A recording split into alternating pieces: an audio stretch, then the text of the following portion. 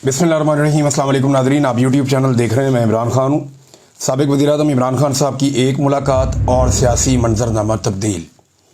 यानी जो लोग माफ़ियों की बातें कर रहे थे, ये कह रहे थे कि इमरान खान साहब चलो माफ़ी मांग लें, चलो अफसोस का इजहार कर लें, चलो इमरान खान साहब इतना ही कह देंगे कौम से शर्मिंदगी है या कोई माफ़ी है। कोई कहता जी अदालत में जाके मांगे, कोई कहता जी पार्लियामेंट में आके कह दें, कोई कह रहा था जी कि किसी और जगह पे कह दें, चलो कौम के सामने स्टेटमेंट दे दें। कोई कह रहा था जी अदालत के सामने कर दें, कोई कहता चलो माफ़ी ना मांगे तो ये कर दें। हर एक की अपनी अपनी ज़बान थी और ख्वाहिश जो है वो पाकिस्तान की मिलिट्री एस्टेब्लिशमेंट की है कि उन्होंने इमरान खान को नीचा दिखाना है, उससे माफ़ी मंगवानी है। तो इमरान खान साहब ने उल्टा आसिम मुनीर साहब को एक ऑफ़र करवा दी। उन्होंने कहा जी आसिम मुनीर साहब मेरे से माफ़ी मांग लें, मैं माफ़ कर दूंगा। और ये एक बड़ी शानदार ऑफ़र है।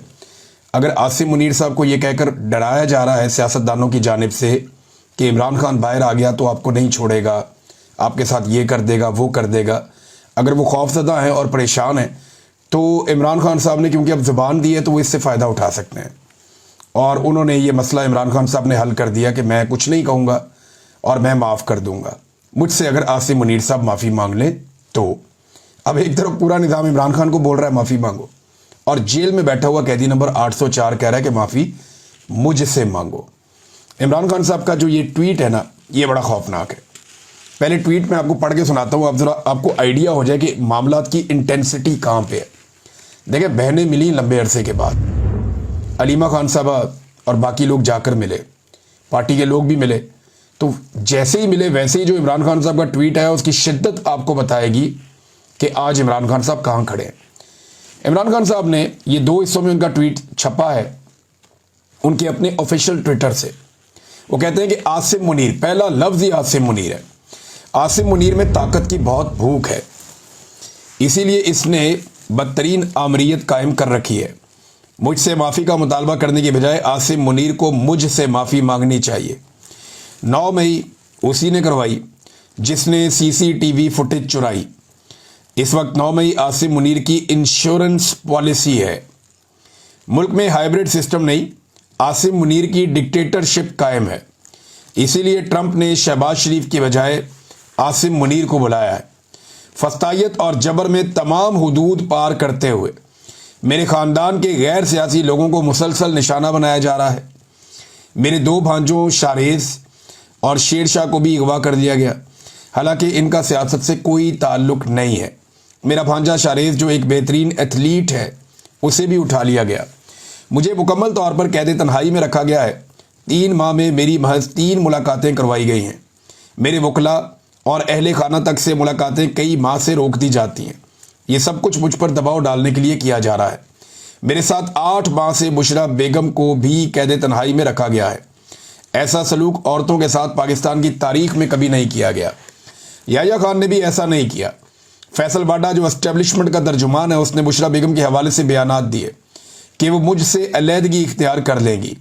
बुशरा बेगम पर दबाव डाला गया कि मुझसे अलहदगी इख्तियार कर लें मगर वो मेरे साथ खड़ी है।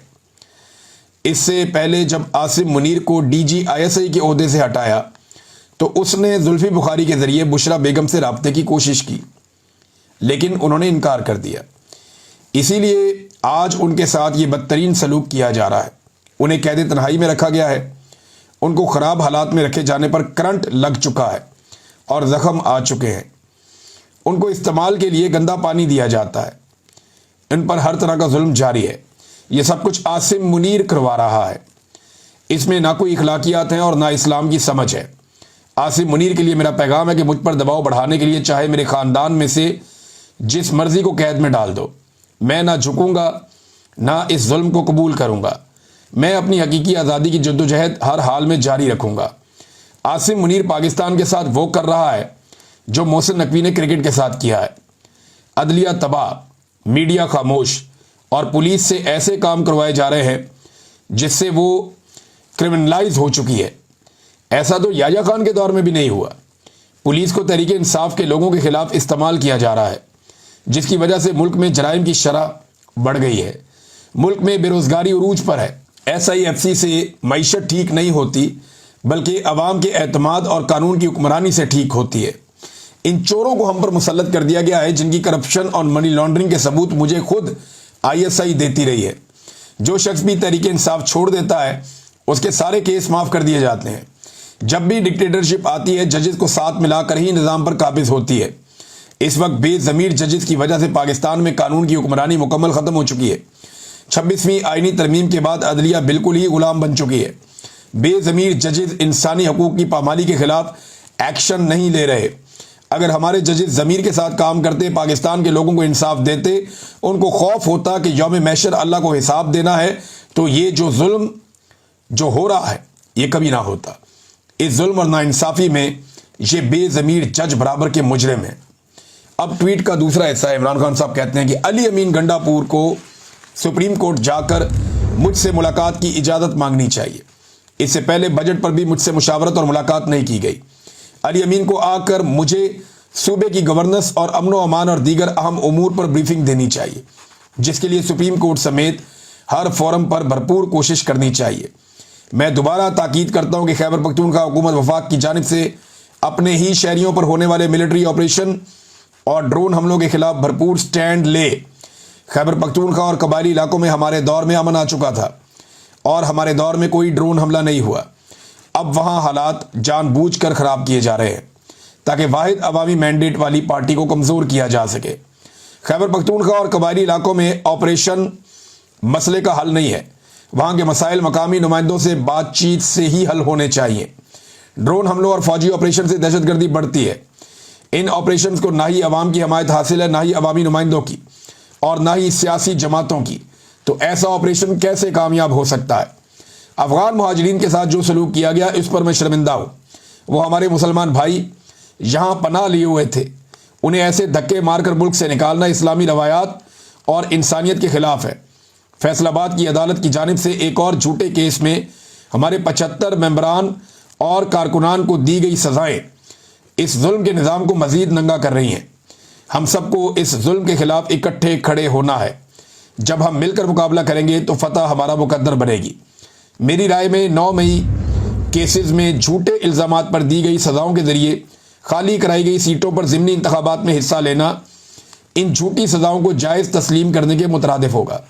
اسی لیے پارٹی اس معاملے پر غور کر کے حتمی فیصلے کے لیے کل دوبارہ اپنی تجاویز میرے پاس لے آئیں۔ حماد اظہر کا حلقہ میاں اظہر کی وفات کے بعد خالی ہوا ہے۔ اس سیٹ پر ہم الیکشن لڑیں گے۔ جو ظلم اور فسطائیت اس وقت پورے ملک میں جاری ہے اس کے خلاف پشاور میں ایک گرینڈ جرگہ کیا جائے جس کی تاریخ کا اعلان پارٹی کرے گی۔ خیبر پختونخوا اور گلگت بلتستان میں سیلاب نے شدید تباہی مچائی ہے اور سینکڑوں قیمتی جانوں کے نقصان کے ساتھ لاکھوں افراد متاثر ہوئے ہیں۔ میں نے اسی ماحولیاتی تبدیلی کے مقابلے کے لیے بلین ٹری جیسے منصوبے شروع کیے تھے۔ اس طرح کے منصوبے ہی ہمارا ماحول بچا سکتے ہیں، ورنہ ہم ہر سال تباہی ہی دیکھیں گے۔ یہ عمران خان صاحب نے جیل کے اندر گفتگو کی ہے۔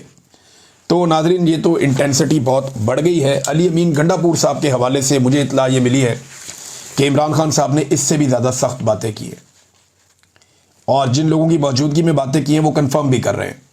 اب کیونکہ پاکستان تحریک انصاف نے آفیشلی وہ بات نہیں کی تو میں بھی اس بات کو روک لیتا ہوں، یا شاید ہو سکتا ہے کہ عمران خان صاحب نے وہ سخت باتیں کی ہوں لیکن یہ بھی کہا ہوگا ابھی اس کو پبلک نہیں کرنا، لیکن میری یہ اوپینین ہے۔ تو علی امین گنڈا پور صاحب کے حالات بہت پتلے ہیں۔ پارٹی کے اندر بھی کارکنان بھی ان سے ناراض ہیں اور پارٹی کے اندر ان کی فرسٹریشن نظر بھی آ رہی ہے۔ ابھی ایک آدھی اور بھی آڈیو ہوئی تھی، کسی کو گالیاں والیاں دے رہے تھے، تو وہ کسی کے ساتھ بھی، اور علی امین گنڈا پور کے اندر ایک فرسٹریشن، ایک غصہ اور ایک تکبر بھی دکھائی دے رہا ہے۔ یہ جو تکبر ہوتا ہے نا، یہ بڑی خوفناک چیز ہوتی ہے۔ جب بھی کبھی آپ غرور کرتے ہیں، تکبر کرتے ہیں تو یہ اللہ رب العزت کو پسند نہیں ہوتا، تو پھر انسان کے زوال کا آغاز ہو جاتا ہے۔ بہرحال عمران خان صاحب نے تابڑ توڑ قسم کے اٹیک کیے۔ 9 مرتبہ عمران خان صاحب نے اپنے ان 2 ٹویٹس کے اندر عاصم منیر کا نام لیا ہے۔ ٹویٹ کے 2 حصے ہیں نا، ایک پہلا اور ایک دوسرا۔ جو پہلا حصہ ہے اس میں 9 مرتبہ عمران خان صاحب نے عاصم منیر کا نام لیا۔ اب پاکستان تحریک انصاف میں جو ایک سوچ پیدا ہو رہی تھی کہ ہم مفاہمت کریں گے، یہ کریں گے، وہ تو واڑ دی عمران خان نے۔ تحریک انصاف کی لیڈرشپ کہاں ہے؟ باہر ہے۔ تحریک انصاف کی لیڈرشپ کہاں ہے؟ اپنے گھروں میں۔ تحریک انصاف کی لیڈرشپ کہاں ہے؟ کوئی اسمبلیوں میں، کوئی سینٹ میں۔ تحریک انصاف کی لیڈرشپ کہاں ہے؟ ایک صوبے میں ان کی حکومت ہے۔ تو وہ انجوائے کرنے کے باوجود وہ ڈرے ہوئے ہیں اسٹیبلشمنٹ سے اور مفاہمت کرنا چاہتے ہیں۔ اور ایک آدمی جو جیل میں ہے اور بدترین جیل کاٹ رہا ہے، روزانہ مار کھا رہا ہے، ذہنی اور جسمانی ٹارچر سہ رہا ہے، اور یہ ٹارچر ہی ہے جس طرح اس کو رکھا گیا اس عمر میں عمران خان صاحب کو۔ تو ان ساری چیزوں کے باوجود، اپنے خاندان کو گرفتار کروانے کے باوجود، بار بار بہنوں کی گرفتاری ہونے کے باوجود، چادر اور چار دیواری کا تقدس بار بار پامال ہونے کے باوجود، اپنی جان کو خطرہ ہونے کے باوجود وہ آدمی ڈٹا ہوا ہے، وہ کہتا ہے ڈیل نہیں کرنی ان کے ساتھ ایسی تیسی، ہاں میں معاف کر دوں گا لیکن معافی نہیں مانگوں گا۔ یہ جناب عمران خان صاحب ہیں، اور اس سے یہ پتہ چلتا ہے کہ عمران خان صاحب آج کہاں کھڑے ہیں۔ وہ جن لوگوں کو مافیوں کا بڑا شوق تھا نا، ان لوگوں کی اچھی خاصی اب تسلی ہو گئی ہوگی، اور ان کو آئیڈیا ہو جانا چاہیے کہ عمران خان صاحب کی سوچ کیا ہے اور وہ معاملے کو کس طرف لے کر جا رہے ہیں۔ علی امین صاحب کے بارے میں بڑے سخت الفاظ تھے عمران خان صاحب کے، لیکن کیونکہ پاکستان تحریک انصاف نے بھی اس بارے میں کوئی فیصلہ نہیں کیا کہ یہ بات باہر لانی ہے یا نہیں لانی، لیکن کچھ جرنلسٹ ہیں انہوں نے رپورٹ بھی کیا۔ زبیر علی خان صاحب نے رپورٹ کیا، انہوں نے یہاں تک رپورٹ کر دیا کہ علی امین عاصم منیر اور اسٹیبلشمنٹ وغیرہ کے ساتھ مل کے کوئی پاکستان تحریک انصاف کو توڑنا چاہتے ہیں، ایسی چیز بھی انہوں نے رپورٹ کی۔ لیکن میری اطلاع کے مطابق کافی سخت باتیں ہیں جو علی امین کے بارے میں عمران خان صاحب نے کہیں، اور یہ کوشش بھی نہیں کرتے عمران خان صاحب کو جا کر ملنے کی۔ انہیں ڈر ہے کہ عمران خان صاحب پتہ نہیں ان کے بارے میں کوئی بہت سخت فیصلہ کر لیں گے۔ تو ایک تو ناظرین یہ ہے۔ اچھا، ایک اور آپ یہ دیکھیں، ایک بڑی وائرل ہو رہی ایک چیز کہ نواز شریف کی اور عمران خان صاحب کی جیل میں فرق۔ یہ دیکھیں نا، عمران خان صاحب جیل سے کیا منگواتے ہیں اور نواز شریف صاحب جیل سے کیا منگواتے ہیں۔ نواز شریف صاحب لکھتے ہیں جناب فلاں فلاں بندہ مجھے ملے، فلاں فلاں بندہ مجھے ملے، کوئی ڈاکٹروں کے نام دے رہے ہیں، کوئی بندوں کے نام بتا رہے ہیں، پھر بتا رہے ہیں کھانا، تاریخیں ساتھ لکھی ہوئی ہیں جناب، کریلے قیمہ چاول، پالک گوشت، آلو گوشت، چکن کڑھائی چاول، اچھا جی بھنڈیاں گوشت کڑھائی، اور پتہ نہیں کیا، کوئی دال ماش، بینگن گوشت، پالک گوشت۔ تو یہ میاں صاحب کا جو آتا تھا لسٹ یا لوازمات، وہ جیل سے یہ ہوتے تھے۔ 22 ملاقاتوں کی ایوریج میاں صاحب کی نکل رہی تھی، 20-22 ملاقاتوں کی پر ڈے۔ جتنے دن وہ قید رہے، بولتے وہ قید رہے ہی نہیں، بڑے آزاد ہی رہے میاں صاحب، لیکن جتنے دن وہ جیل میں رہے ان کی 20-22 ملاقاتیں ایوریج ہر دن کے حساب سے ہوتی تھیں۔ 200 300 بندہ جیل کے باہر آرام سے کھڑا ہوتا تھا اور بالکل وی آئی پی ماحول میں ہوتے تھے۔ میاں صاحب کے بعد لسٹ آتی تھی، میاں صاحب ٹک مارک کرتے تھے، یہ بلا لو یہ بلا لو یہ بلا لو، بندے اندر آ جاتے تھے۔ موجیں لگی ہوئی تھی میاں صاحب کی جیل میں۔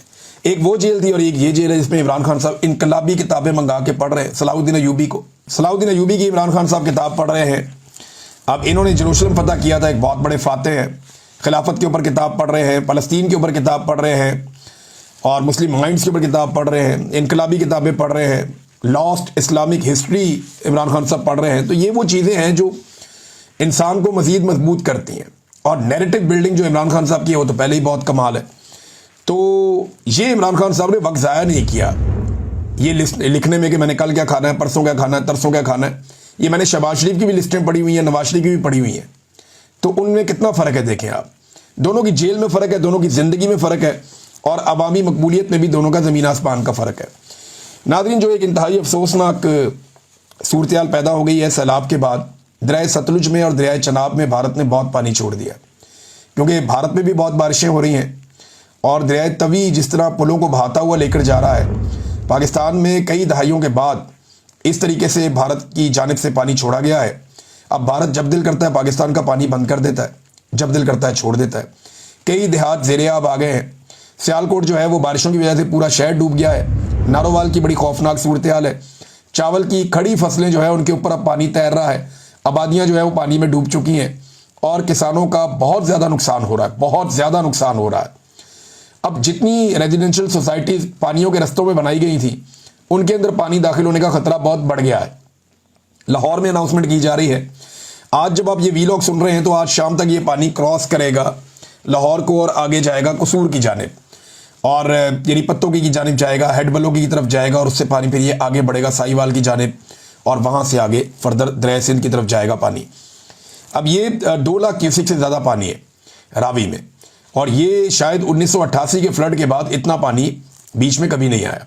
یہ بڑی خوفناک صورتحال ہے۔ اب تو پانی پہ بہت بند باندھے ہوئے ہیں۔ خطرہ یہ ہے، بہت سارے دوستوں سے میری بات ہو رہی تھی، وہ کہتے تھے بہت خطرات موجود ہیں، اگر یہ پانی مزید بڑھتا ہے اور اس کی مقدار بڑھتی ہے تو پھر نقصان کا بڑا اندیشہ ہے۔ جو ریزیڈینشل سوسائٹی ہیں ان میں علیم خان صاحب کی ہے، ایک دو اور لوگوں کی ہے، کوئی ایک بتا رہے تھے کہ لیک سٹی ہے، ایک کا کوئی اور نام ہے، مجھے نام ان کے یاد نہیں ہے سوسائٹیوں کے، لیکن وہاں پہ وہ مٹی کے بند باندھنے کی کوشش کر رہے ہیں۔ یہ مٹی کے بندوں سے کب رکتا ہے پانی؟ جب یہ پانی آئے گا اپنے پریشر کے ساتھ تو یہ اپنا راستہ خود ہی بنا لے گا۔ اب یہ سوسائٹیاں جب گرین ایریاز کو براؤن کر کر کے سوسائٹیاں بنائی گئی ہیں، اور جو رستے روکے گئے ہیں پانی کے، تو پانی تو پھر اپنا رستہ بناتا ہے. یہ بات میں کئی مرتبہ کہہ چکا ہوں. لیکن پاکستان میں ایک مشروم گروتھ ہوئی ہے ریئل اسٹیٹ کی، جس میں پاکستان کے ریاستی اداروں نے، ایون جو پاکستان کی اسٹیبلشمنٹ ہے، انہوں نے DHA بنایا، بیریا ٹاؤن بنا، پھر علیم خان صاحب کی سوسائٹیاں بنی، پارک ویو، پھر اس کے علاوہ جو لیک سٹی بن گئی اور بہت ساری بن گئی. اسلام آباد میں جو ہے وہ بے شمار سوسائٹیز بن گئی ہیں. وہاں زیر زمین پانی کا مسئلہ ہے بڑا سیریس، اور وہاں پانی کی قلت ہو جائے گی. اب اسلام آباد میں جو موٹر وے کے اوپر سوسائٹیاں بن رہی ہیں نا، انہیں یہ پتہ ہی نہیں ہے کہ ان کے آس پاس ایسا کوئی واٹر ریزرو نہیں ہے جہاں سے وہ زیر زمین پانی ان کا پورا ہوتا رہے گا. تو فیوچر میں انہیں بڑا سیریس ایشو ہونے جا رہا ہے کہ وہ پانی پینے کا کہاں سے حاصل کریں گے یا استعمال کا پانی کہاں سے حاصل کریں گے. لیکن لوگ یہ سوچے بغیر بڑے بڑے مہنگے پلاٹ وہاں پہ خریدتے جا رہے ہیں، اور وہ جو بیچنے والے ہیں وہ بیچ کے نکل جائیں گے. یہ بات جو ہے وہ بیچنے والے بھی جانتے ہیں اور خریدنے والوں کو شاید آئیڈیا نہیں ہے. لیکن حکومت نے جان بوجھ کر آنکھیں بند کی ہوئی ہیں اور بیوروکریٹس وہاں سے اندھا دھند پیسے کما رہے ہیں. راوی کے کنارے بہت ساری رہائشی کالونیوں میں اب اعلان بھی کیا جا رہا ہے، لوگوں کو کہا جا رہا ہے کہ اپنا ساز و سامان لے کر آپ یہاں سے نکل جائیں. سیالکوٹ ڈوبا ہوا ہے، نارووال ڈوبا ہوا ہے، اور ابھی جو لاہور ہے وہ بھی خطرے میں ہے. وہاں پہ اناؤنسمنٹس کی جا رہی ہے.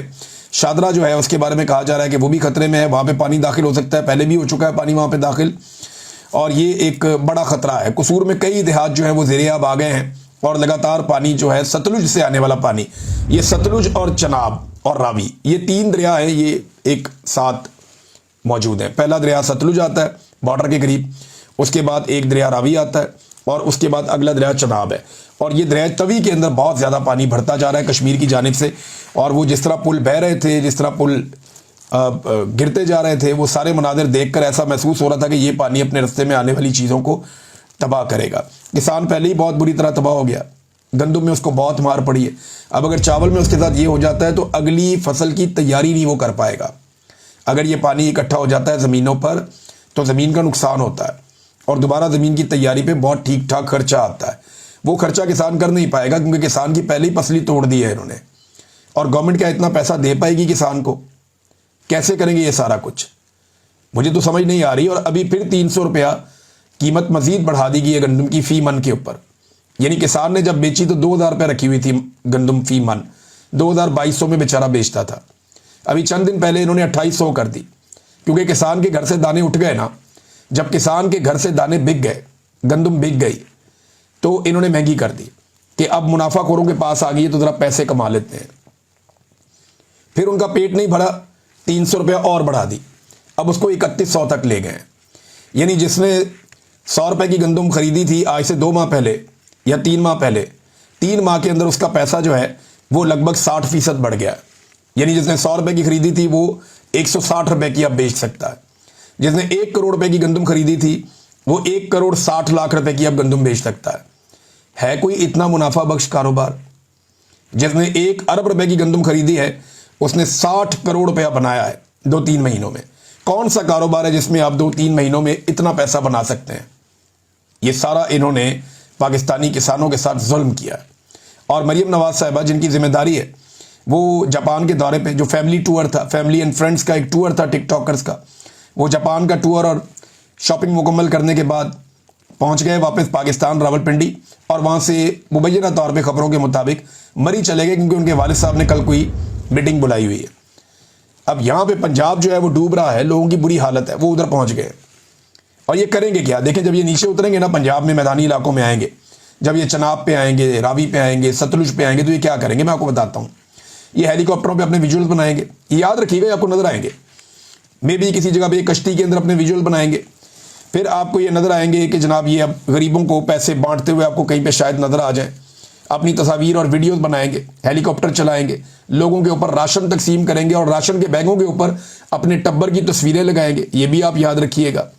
بیرونی دنیا سے اس سیلاب کے بعد یہ اپیل کر دیں گے کہ جناب ہمیں بھیک دی جائے، ہمیں امداد دی جائے، ہمارے لوگ لٹ گئے، مر گئے، برباد ہو گئے. پھر نئے نغمے جاری کیے جائیں گے، میوزک جاری کیا جائے گا، اخبارات کا پیٹ بھرا جائے گا، اشتہار دیا جائے گا، ٹی وی کے اوپر نغمے اور اپیلیں چلائی جائیں گی، امداد اکٹھی کی جائے گی. اور پھر یہ ایک مرتبہ دوبارہ سیلاب متاثرین کا مال اسی طرح کھا جائیں گے جیسے یہ ہمیشہ سیلاب متاثرین کا مال کھاتے رہے. اور کسان بیچارہ کئی سال تک اپنی کمر سیدھی کرتا رہے گا. وہ گندم لگانے میں اس کو دقت کا سامنا ہوگا. کوئی ان کا پرسان حال نہیں ہوگا کیونکہ یہ حکمران جعلی فارم 47 کے ذریعے آئے. ان کو پتہ ہے کہ موجودہ اسٹیبلشمنٹ ان کے بغیر نہیں رہ سکتی، تو یہ اسٹیبلشمنٹ کی انشورنس پالیسی ہے اور اسٹیبلشمنٹ ان کی ہے، تو انہوں نے اسٹیبلشمنٹ کو خوش رکھنا ہے، جوتے پالش کرتے رہیں گے، عوام کو کچھ دینے کی ضرورت نہیں ہے۔ دوبارہ جب بھی الیکشن ہوگا بڑے آرام سے یہ لوگ جوتے پالش کریں گے اور جعلی فارم 47 لے کر دوبارہ سے اقتدار میں آ کر بیٹھ جائیں گے۔ یہ کرنا ہے انہوں نے، اور گندم کے ساتھ جو کیا وہ میں نے آپ کو بتا دیا۔ خواجہ آصف صاحب نے جو ضمنی الیکشن ہونے جا رہا ہے اس میں دیکھیں عمران خان صاحب نے تو منع کر دیا کہ نہ لڑے، اور اب مبینہ طور پہ جو پارٹی ہے اس نے بھی فیصلہ کر دیا کہ نہیں لڑنا چاہیے۔ لیکن میں حیران ہوتا ہوں خواجہ آصف صاحب کیسے ڈھٹائی سے کہہ دیتے ہیں کہ پنجاب میں شاید نون لیگ مقبول ہے اور شاید نون لیگ کو پنجاب میں ووٹ پڑنے لگے۔ خواجہ آصف صاحب کے دعوے ہیں، اور دعویٰ وہ یہ کرتے ہیں کہ جناب بڑی مقبول ہو گئی جناب پنجاب میں پی ایم ایل این، لہذا پی ٹی آئی جو ہے وہ الیکشن سے بھاگ گئی۔ فار گاڈ سیک خواجہ صاحب، فار گاڈ سیک، آپ بھی الیکشن ہارے ہیں خاتون سے، اور نواز شریف بھی الیکشن ہارے ہیں خاتون سے، اور دونوں خواتین کو جو آپ لوگوں نے نشان عبرت بنایا ہے یہ ساری دنیا جانتی ہے۔ خواجہ صاحب یہ ٹویٹ کرنے کے بجائے اپنے شہر کی حالت دیکھیں، بارش کے بعد آپ کا پورا شہر ڈوبا ہوا ہے، وہاں پہ لوگ جاں بحق بھی ہوئے ہیں، نالے ٹوٹ گئے ہیں، پانی بفر گیا ہے، اس کی طرف توجہ دینے کی بجائے آپ کی توجہ آج بھی آپ کی گھٹیا سیاست کے اوپر ہی ہے۔ اسٹیبلشمنٹ کے کندھے کے اوپر چڑھ کے کب تک آپ لوگ اقتدار کے مزے لیں گے؟ ایک دن اسٹیبلشمنٹ آپ کو پٹک دے گی، اور اگر نہیں پٹکے گی نا تو عوام آپ کو اور اسٹیبلشمنٹ کو دونوں کو اٹھا کے پٹک دے گی۔ یہ بات میں اچھی طرح جانتا ہوں۔ اسٹیبلشمنٹ کو اپنی عزت اگر عزیز ہے تو وہ عمران خان سے معافی مانگے، قوم سے معافی مانگے اور سائڈ پہ ہو جائیں۔ مانگو نا معافی، کیا ہو گیا بھئی؟ غلطی کی ہے تو معافی مانگ لو۔ ڈٹائی کس بات کی ہے بھئی؟ اسٹیبلشمنٹ نے غلطی کی ہے، اسٹیبلشمنٹ نے بے ایمانی اور فراڈ کیا ہے تو معافی مانگے۔ عوام کا مینڈیٹ چوری کیا ہے تو مانگے معافی۔ عوام کی امنگوں کے خلاف لا کر چوروں ڈکیتوں کو لا کے بٹھایا جن کو یہ خود کہتے تھے تو مانگے معافی۔ کیوں نہیں مانگتے؟ انہیں مانگ لینی چاہیے معافی، ورنہ عوام ان کا پٹاخہ بجائے گی اور موجودہ سیاستدانوں سمیت ہی بجا دے گی۔ انجینئر محمد علی مرزا صاحب کے خلاف جو ہے وہ مقدمہ بھی درج ہو گیا ہے ابھی جو مجھے اطلاع ملی ہے، اور ان کے خلاف جو ہے مقدمے کا اندراج پیکا ایکٹ کے تحت ہوا ہے۔ پولیس نے بتایا کہ یوٹیوبر انجینئر محمد علی مرزا کے خلاف یہ ویسے زیادتی ہے، وہ جو ہیں وہ مذہبی اسکالر ہیں، اچھا یہ انہوں نے کہا مقدمہ درج کیا گیا۔ مقدمہ پیکا ایکٹ اور دفعہ 295 سی، یہ توہین مذہب کا ایک مقدمہ ہوتا ہے، درج کیا گیا اور انہیں حراست میں لے کر نظر بند کر دیا گیا ہے اور ان کی اکیڈمی بھی بند کر دی گئی۔ ناظرین، خیبر پختونخوا پہ بھی ایک صحافی ہیں ہمارے، ان کے خلاف جو ہے مقدمہ درج کیا گیا پیکا ایکٹ کے تحت، جو ایک بڑی زیادتی ہے۔ سی پی این ای نے یہ کہا ہے کہ خیبر پختونخوا میں صحافی کے خلاف پیکا ایکٹ کے تحت مقدمہ وزیر اعلیٰ کے بیانیے کی نفی ہے۔ یعنی وزیر اعلیٰ صاحب ویسے تو بڑا چوڑے ہو کر کہتے ہیں کہ جی پیکا کو میں نہیں مانتا، اور پیکا ایکٹ کے تحت صحافیوں کے اوپر مقدمات کروائی جا رہے ہیں، پھر چوڑے ہو کے کہتے ہیں کہ آپریشن نہیں ہوگا، نہ اجازت دوں گا، پھر آپریشن بھی کروائی جا رہے ہیں کرفیو لگا کے، اور اس کو اون بھی کر رہے ہیں، پھر کہتے ہیں ڈرون حملہ نہیں ہونے دیں گے، مقدمے کریں گے، یہ کریں گے وہ کریں گے، اور وہاں پہ بھی کچھ نہیں کرتے۔ تو علی امین گنڈا پور کی صرف بڑکیں ہیں۔ چلیں ایک کام کرتے ہیں، آپ کو علی امین گنڈا پور کی بڑکیں سنائیں گے اگلے کسی ویلاگ میں، اور آپ کو دکھائیں گے کہ انہوں نے ہر موقع پر کیا کیا کہا اور کتنا کہا اور پھر کیا کیا۔ اب تک کے لیے اتنا ہی، اپنا خیال رکھیے گا، اپنے اس چینل کا بھی۔ اللہ حافظ۔